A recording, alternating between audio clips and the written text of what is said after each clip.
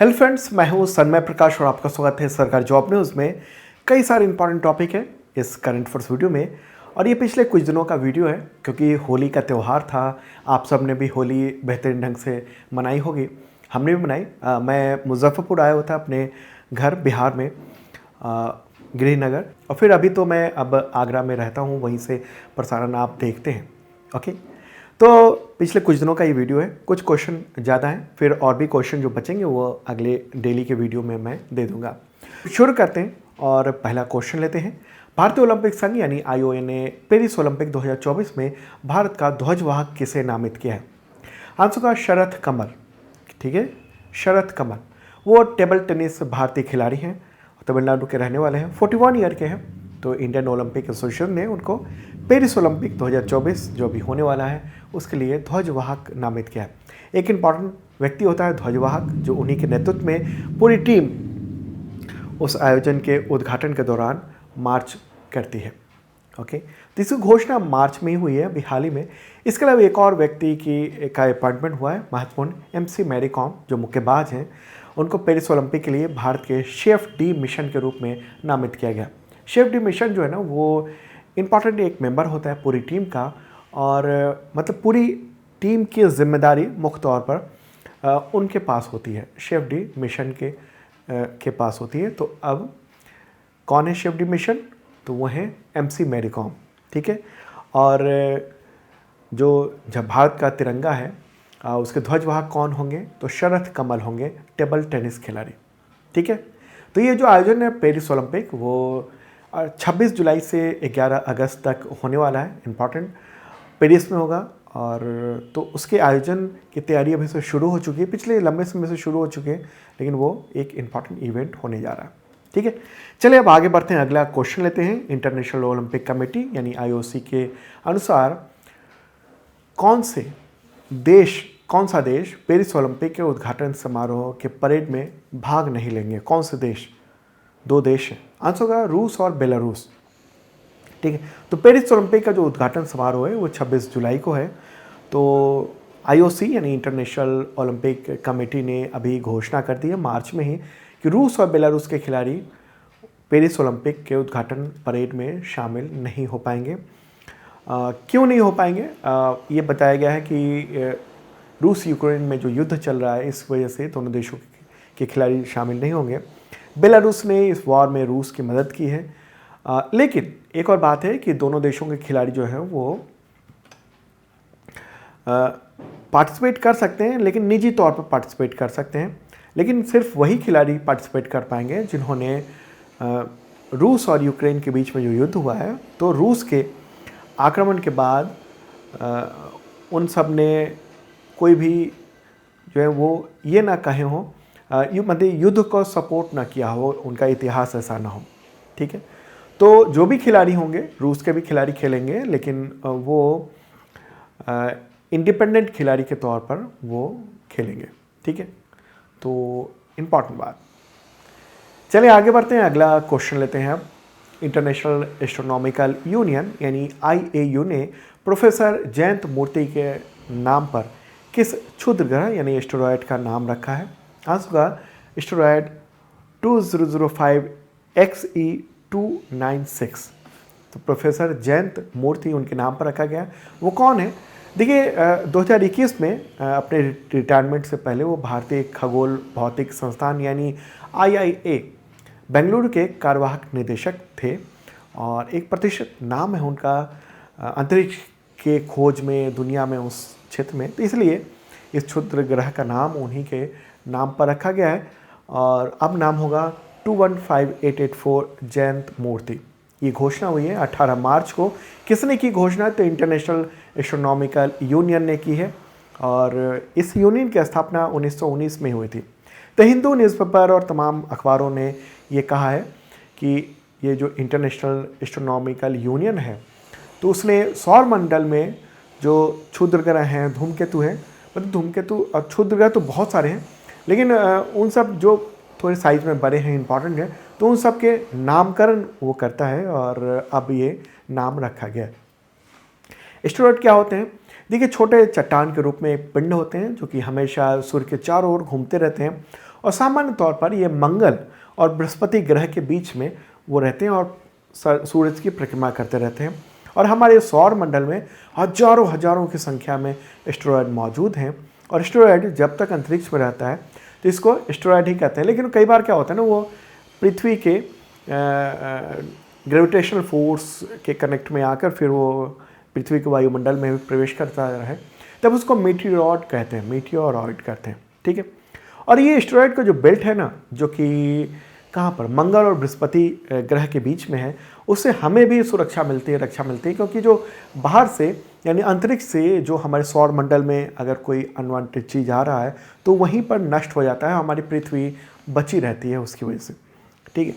तो अब ये नाम रख दिया गया है, नाम आपको ध्यान रखना है, प्रोफेसर मूर्ति के नाम पर ये रख दिया गया है।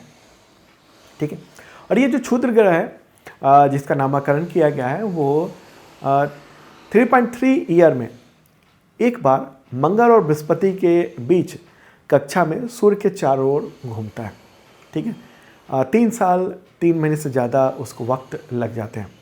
और इस क्षुद्र ग्रह की खोज जो है ना वो अमेरिका के एरिजोना में किट पिक नेशनल ऑब्जर्वेटरी में की गई थी। आगे बढ़ते हैं, अगला क्वेश्चन लेते हैं। किस पड़ोसी देश ने प्रधानमंत्री नरेंद्र मोदी को the order of the Duke Gyalpo से सम्मानित किया है? आंसर को भूटान। ठीक है, भूटान ने सम्मानित किया है। 22 मार्च को सम्मानित किया है।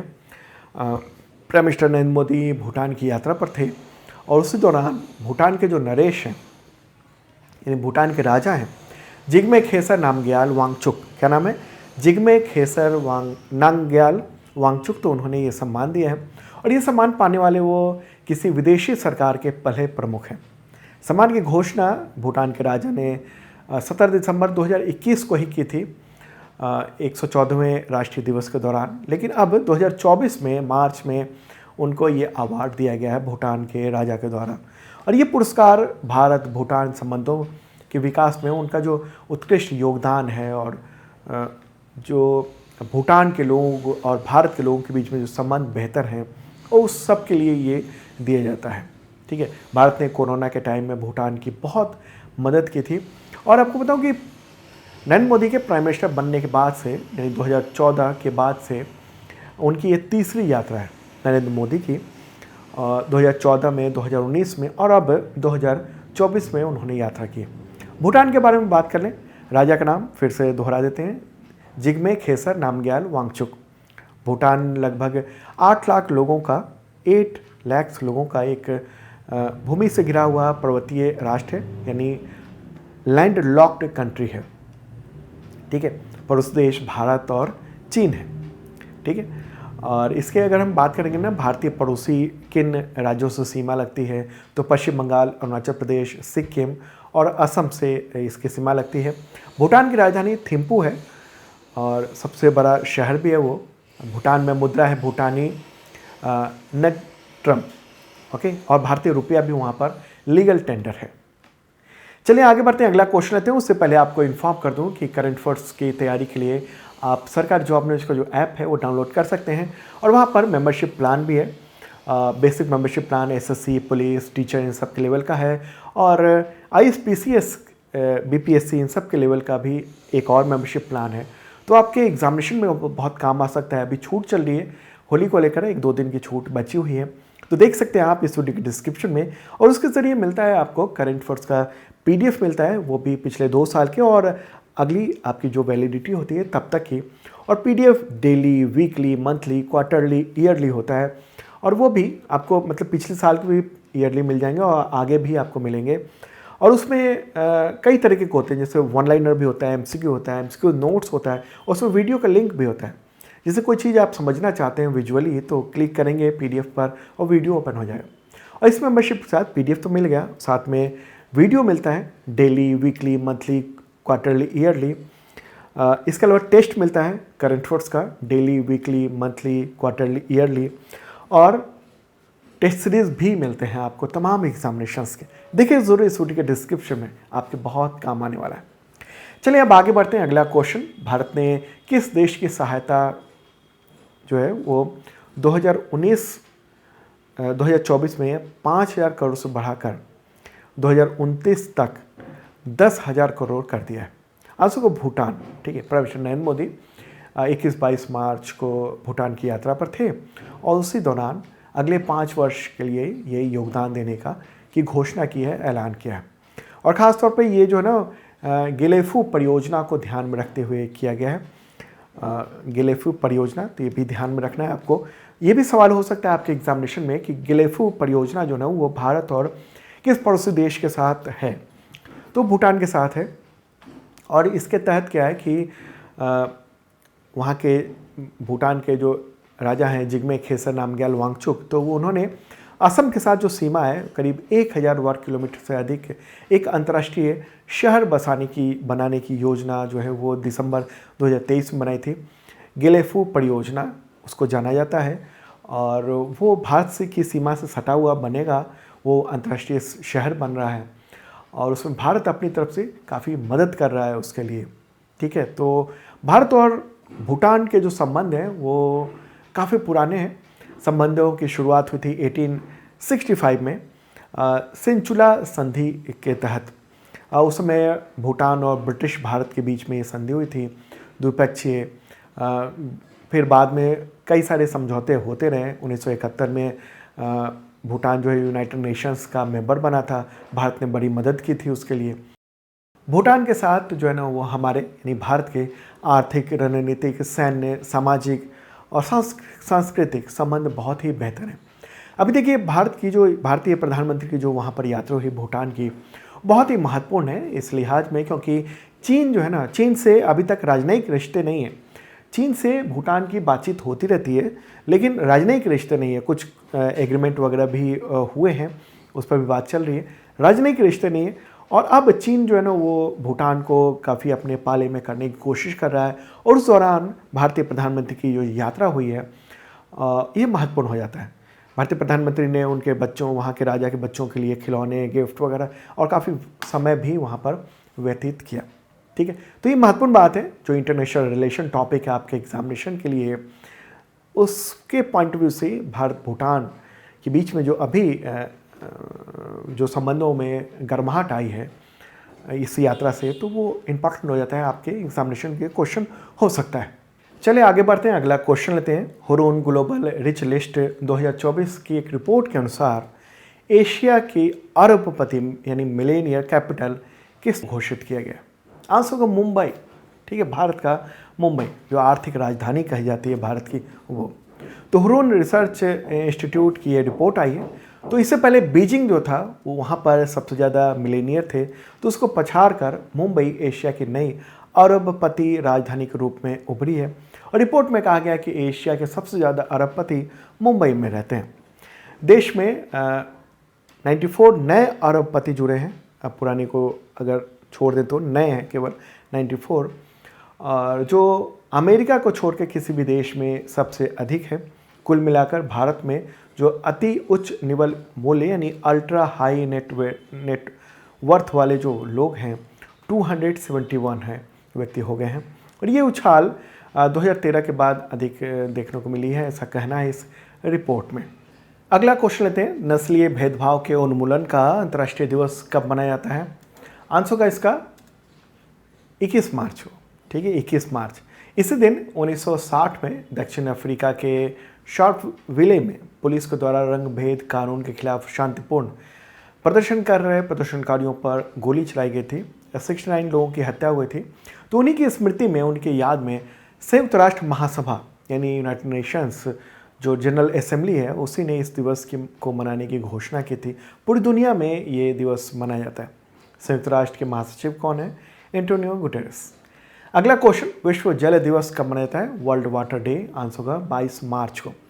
और इस बार की थीम क्या है? शांति के लिए जल का उपयोग करना। ओके, ये दिवस जो है 1993 से हर साल मनाया जाता है। यूनाइटेड नेशंस के द्वारा ही ये दिवस घोषित है। अगला क्वेश्चन, बिहार दिवस कब मनाया जाता है? आंसर होगा 22 मार्च को। 22 मार्च 1912 को बंगाल एक प्रांत हुआ करता था, उसमें बिहार भी हुआ करता था। तो बिहार को एक स्वतंत्र राज्य के रूप में ये मानचित्र पर वो उभरा था बिहार स्वतंत्र एक राज्य के रूप में। पहले बिहार जो था वो बंगाल का हिस्सा हुआ करता था, फिर बिहार एक अलग राज्य बना, इस देश का एक अलग राज्य। ओके, बिहार के अभी वर्तमान मुख्यमंत्री कौन है? नीतीश कुमार। ठीक है, तो उन्होंने ही वो जब मुख्यमंत्री बने थे तो फिर बिहार दिवस मनाने की घोषणा हुई थी। ओके, चलिए आगे बढ़ते हैं। अगला क्वेश्चन, विश्व मौसम विज्ञान दिवस कब मनाया जाता है? आंसर का इसका 23 मार्च को। और इस बार की थीम क्या है? जलवायु कार्रवाई की अग्रिम पंक्ति में, at front line of climate action, ये है थीम। तो ये जो दिवस मनाया जाता है वो विश्व मौसम विज्ञान जो संगठन है WMO, तो उसकी स्थापना हुई थी 23 मार्च 1950 को। तो उसी के उपलक्ष्य में ये हर साल 23 मार्च को ये दिवस मनाया जाता है। और इस दिन मौसम, जलवायु, जल प्रबंधन, इन सब का जो प्रयास होता है वो सबको आगे बढ़ाने, महत्वपूर्ण जो WMO की भूमिका है उसके योगदान जागरूकता के लिए ये दिवस आयोजित किया जाता है। चलिए आगे बढ़ते हैं। अगला क्वेश्चन, विश्व तपेदिक दिवस कब मनाया जाता है? तपेदिक का मतलब ट्यूबरक्लोसिस यानी TB बीमारी जो होती है वो। आंसर का 24 मार्च को। ठीक है, और इस बार की थीम क्या है? हाँ, हम TB को ख़त्म कर सकते हैं। अंग्रेजी में कहेंगे yes we can and tuberculosis. ये दिवस यूनाइटेड नेशंस के द्वारा ही घोषित है। TB बीमारी को ख़त्म करने के प्रयास में जो जनता की जागरूकता है वो बहुत ज़रूरी है, तो जागरूकता के लिए ये दिवस मनाया जाता है। TB बीमारी जो है ना वो एक समय बहुत ही खतरनाक हुआ करती थी, मानी जाती थी, लेकिन 24 मार्च 1882 को 1882 को जर्मन फिजिशियन और माइक्रोबायोलॉजिस्ट रॉबर्ट कॉच ने TB के बैक्टीरिया यानी जीवाणु ट्यूबरक्लोसिस उसकी खोज की थी। और उनकी ये जो खोज है वो TB के इलाज में मददगार साबित हुई थी। WHO के मुताबिक हर साल लगभग 4000 लोग TB बीमारी की वजह से जान गंवाते हैं। 28,000 लोग इस बीमारी के चपेट में आ जाते हैं हर साल। चलिए आगे बढ़ते हैं। अगला क्वेश्चन, 23 मार्च को शहीद दिवस किन क्रांतिकारियों की शहादत को याद करने के लिए मनाया जाता है? आंसर का भगत सिंह, सुखदेव और राजगुरु, महान क्रांतिकारी। इन सबको उनकी पुण्यतिथि होती है इस दिन, और श्रद्धांजलि अर्पित करने के लिए 23 मार्च को शहादत दिवस के रूप में मनाया जाता है इसको। इसी दिन 1931 को यानी 23 मार्च 1931 को लाहौर, जो कि अब पाकिस्तान में है, तो अंग्रेज़ों के शासनकाल के दौरान तीनों को यानी भगत सिंह, राजगुरु और सुखदेव, 3 महान क्रांतिकारियों को फांसी की सज़ा दे दी गई थी आनन फानन में। ओके, तो ये दिवस आयोजित किया जाता है उसी के बाद से। अगला क्वेश्चन, हिरासत में लिए गए और लापता स्टाफ सदस्यों के साथ एकजुटता का अंतर्राष्ट्रीय दिवस कब मनाया जाता है? आंसर होगा 25 मार्च को। ठीक है, 25 मार्च संयुक्त राष्ट्र के द्वारा ही घोषित है ये दिवस भी, इसलिए मैं ये सब बता रहा हूँ, कई सारे जो दिवस हैं वो। और ये दिन जो है वो एलेक कोलेट के अपहरण के सालगिरह को लेकर चिन्हित किया गया। वो एक पूर्व पत्रकार थे जो कि फिलिस्तीन शरणार्थियों के लिए जो संयुक्त राष्ट्र राहत और निर्माण एजेंसी थी वहाँ, तो उसके लिए वहाँ वो काम कर रहे थे, लेकिन सशस्त्र बंदूकधारियों ने अपहरण कर लिया था। फिर उनकी बॉडी मिली थी बाद में, तो इस दिवस को इसी की याद में मनाया जाता है। अगला क्वेश्चन लेते हैं, मिर्गी जागरूकता का बैगनी दिवस कब मनाया जाता है? आंसर का 26 मार्च को। 26 मार्च को। और इस बार की थीम क्या है? चलो मिर्गी के बारे में बताएं।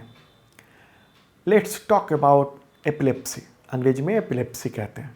तो पर्पल डे जो है वो अंतर्राष्ट्रीय जागरूकता दिवस है। मिर्गी के बारे में जागरूकता बढ़ाने के लिए समर्पित है ये।